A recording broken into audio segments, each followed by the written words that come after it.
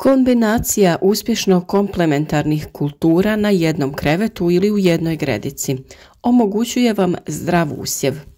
Luk će otjerati štetočine sa mrkve, a mrkva zauzvrat štetočine sa luka, ali zbog vrhova stvoriti će i sjenu. Biljke ni na koji način ne štete jedna drugoj. Osim toga, ova neobična kombinacija dodati će originalnost vašem vrtu. Danas ćemo reći sve o tome kako i kada sijati luk i mrkvu, kako bi iskoristili dobrobiti ove kombinacije.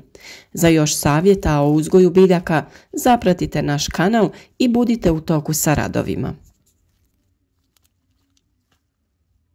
Mnoge su dobrobiti ove kombinacije i svakako je to jedna od najboljih kombinacija koje možete iskoristiti u vrtu. Korijen lukovice je mnogo viši od rizoma mrkve, pa biljke savršeno koegzistiraju na jednom tlu. Ova metoda se koristi za povećanje produktivnosti vrta. Samim tim štedimo na prostoru. Zbog miješane sadnje redovi se zbijaju. To vam omogućuje prikupljanje bogatih usjeva na malim površinama. Mrkva zauzima područje vrta gotovo cijelu sezonu. Sjeme se sije na veći razmak, a lukovice su povoljno smještene između redova mrkve. Zbog činjenice da se usjev luka ubire ranije, korijen mrkve raste u jesen i dobiva dodatno labavljenje tla. Mrkva uzgojena na ovaj način sa lukom postaje veća i sočnija, a ne ometa zrenje lukovica. Ako se pridržavate svih pravila sadnje, u vrtu će biti dovoljno prostora za rast usjeva velikih dimenzija. Ono na što treba obratiti pažnju jeste udaljenost između redova. Prvo što je bitno odraditi je priprema zemljišta, jesenje duboko oranje, dodavanje stajnjaka pa frezanje u proljeće. Zemlja za obe ove kulture treba biti rahla i prozračna, kako bi se glavice luka i korijen mrkve pravilno mogli razvijati i biti krupni i sočni. Nakon pripreme tla prije same sadnje, preko gredice možete dodati humus koji mora biti odstajao, a na to dodati tanak sloj pepela drveta. On će u tlo dodati hranjivo i dezinficirati ga, tako uklanjamo štetnike i štitimo usjeve od oboljenja. Također dodajemo i neophodne nutrijente iz pepela. Sve to dobro promiješajte sa grabljama kako bi se ravnomjerno rasporedilo. Sada možete označiti granice između redova za sjetvu. To se može učiniti pomoću konopa razvučenog po cijeloj dužini gredice, ukoliko želite biti baš precizni. Tradicionalno između redova ostavite 15 do 20 cm. Ako sadite velike sorte luka, udaljenost se mora povećati na 30 cm. Za luk možete iskopati kanale ili pomoću alata praviti rupe i redati luk na željeni razmak. Razmak između lukovica u jednom redu treba da bude od 5 do 7 cm. Razmak između redova u ovom slučaju je oko 30 cm kako bi između dva reda luka mogli posijati mrkvu. Mrkvu sijemo što rjeđe kako bi izbjegli kasnije dugotrajno prorjeđivanje. Ili možete iskoristiti našu metodu sijanja u trakama ako ste ih prethodno pripremili. Na taj način dobiti ćete idealan razmak između pojedine biljke. Redovi se izmjenjuju po vašem nahođenju. Možete na rubu gredice staviti luk ili mrkvu. Kada je sve posađeno, žljebovi se pažljivo zagrnu zemljom. Sve to dobro zalijte, navodnjavanje vršite po potrebi, nije dobro da tlo potpuno zasuši. Ako se sadnja obavlja u rano proljeće, redovi moraju biti izolirani pokrovnim materijalom. Ova metoda sadnje vrlo je prikladna, uklanja česte korove i ne zahtijeva zaštitu od štetočina. Kasnije, naravno, po potrebi uradite prorjeđivanje mrkve. Ove mrkve koje ste izvadili možete iskoristiti da ih posadite na neko drugo mjesto. Mnogi vrtlari ne plaše se eksperimenta. Zahvaljujući njima pojavljuju se ovakve originalne metode uzgoja povrća na miješanim krevetima.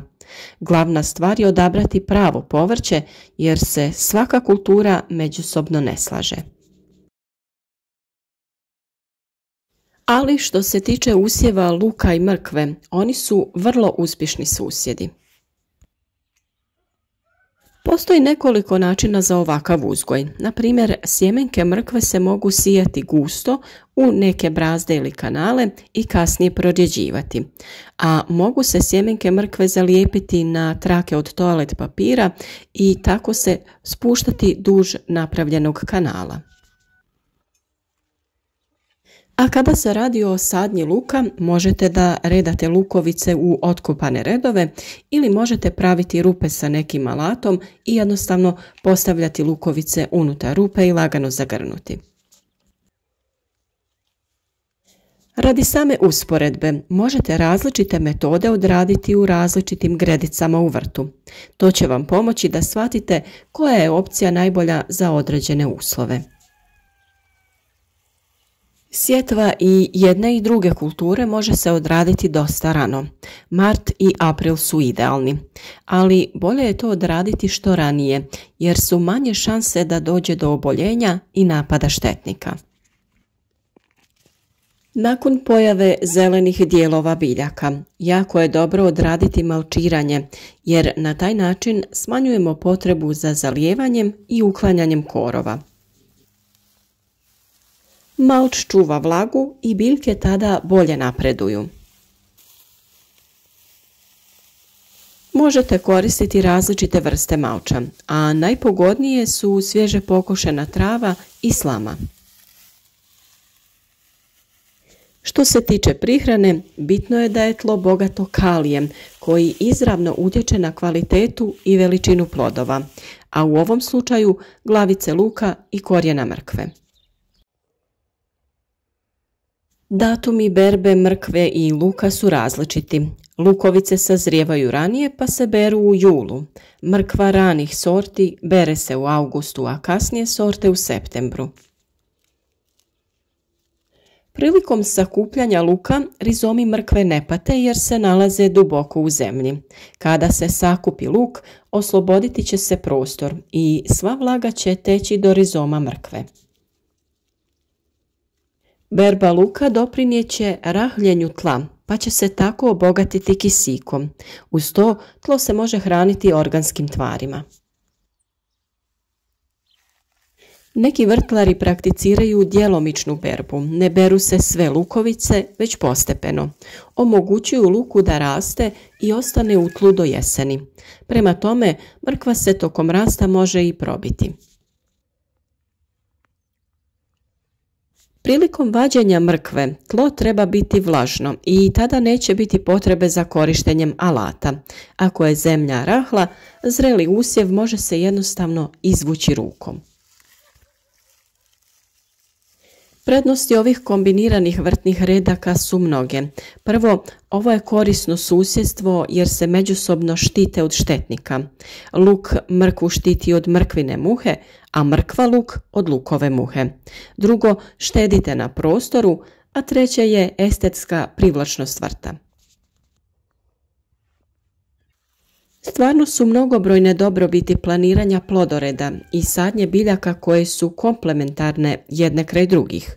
Biljke koje ne troše ista hranjiva iz tla, biljke sa dubljim i plićim korijenom, biljke sa intenzivnim mirisom kraj onih osjetljivih na štetnike. Sve su to kombinacije koje čine uzgoj biljaka uspješnijim. Na našem kanalu imate mnoge savjete o uzgoju biljaka, pa preporučujemo da se družite s nama svakodnevno jer svaki dan objavljujemo novi video, novu temu vezano za aktuelne radove u vrtu. A svakako i zapratite naš kanal i kliknite na znak zvonca kako bi dobili obavijest o svakom novom videu. Ako želite još malo podržati naš kanal, podijelite video koji vam se sviđa na vašim društvenim mrežama kako bi i drugi ljudi imali korist od naših savjeta.